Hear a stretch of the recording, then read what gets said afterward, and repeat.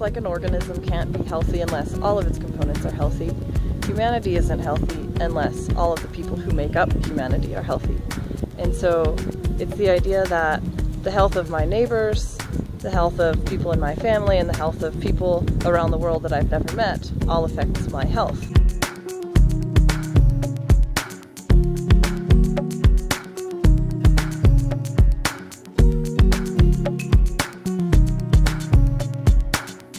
Work done in global health is based on the simple belief that everyone has the right to good health.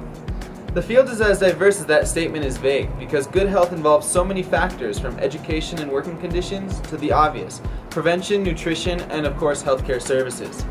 Global health efforts don't only cross international boundaries, but also cross racial, cultural, and socioeconomic divisions back home that have impeded a person's right to good health. One of the most important principles of global health is sharing current innovations, technologies, and practices with the global community in a culturally relevant manner.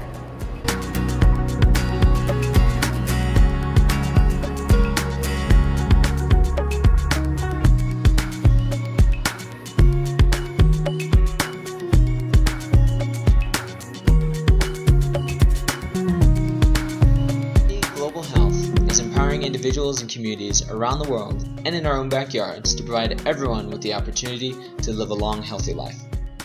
Every person has the dream of creating a better future for their loved ones and for themselves. Whether that dream is to provide an education for their children, or just to have the ability so they can work to feed their family, a life free from the burden of preventable or treatable disease is integral to providing people the stability to pursue their dreams of a better future. So when we're striving for global health, we're striving to achieve health and wellness in our homes, in our communities, and across the planet. It's not about going to an exotic country or seeing foreign diseases, but rather about fighting for general health care and improving the overall health of humanity.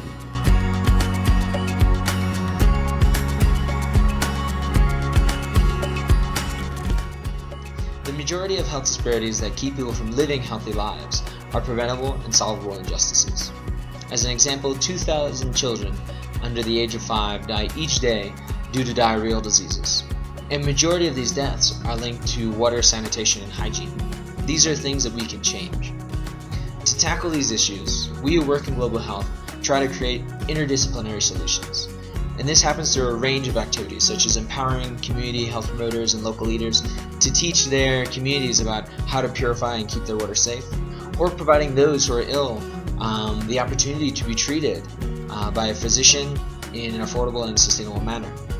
For those of us who work in global health, we are passionate about social justice, and we believe that everyone deserves the opportunity to pursue their dreams free from the burden of preventable and treatable diseases.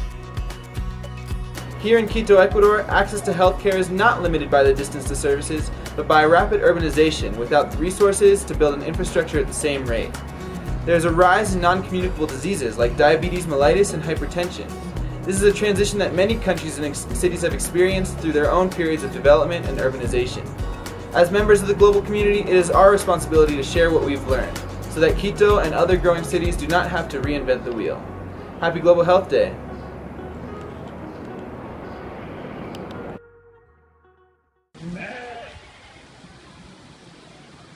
This is what global health means to me. Goats. Lots of goats. Everywhere.